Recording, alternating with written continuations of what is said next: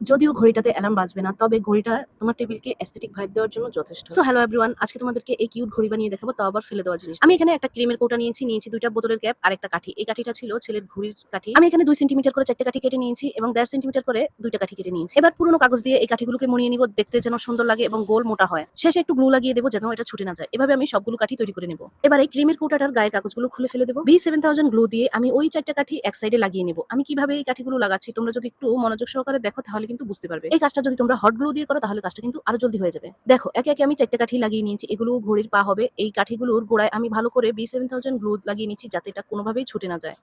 তারপরে দেখো আমি এই ঘড়ির উপরে 2টা যে ছোট কেটে রেখেছিলাম ওই 2টাও লাগিয়ে নিয়েছি।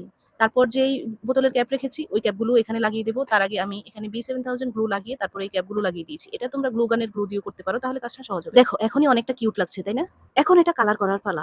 আমার অ্যাক্রিলিক কালার শেষ হয়ে গিয়েছে, তাই বাচ্চাদের কাছ থেকে এই কালারটা ধার নিয়েছি। তবে এই কালারটা সবকিছুতে বসে না, রংটা উঠে যায়, যার জন্য আমি কালারের সাথে ফেব্রিক গ্লু মিশিয়ে নিয়েছি। তারপর দেখো এটা পুরোটা কালার করে নিয়েছি। এবার এই মাঝখানে আমি গ্লু লাগিয়ে নিচ্ছি, মাঝখানটা আমি কালার করে নিই, কালারটা একটু বাঁচিয়েছি। তারপর একটা কাগজে আমি ঘড়ির মতো এই নাম্বারগুলো এঁকে নিয়েছি আর এটা এখানে বসিয়ে দিয়েছি। এবার কালো একটা কাগজ 2-3টা ভাঁজ দিয়ে চিকন করে মুড়িয়ে নেব। তারপর এই যে দেখছো এখানে বসিয়ে নেব। আমি B7000 গ্লু লাগিয়ে এই কাগজটা এভাবে বসিয়ে দিয়েছি। এই কালো কাগজটা ঘড়ির কালারের সাথে ম্যাচ খায়নি, পরবর্তীতে আমি এই কাগজটাকে কালো কালার করে নেব।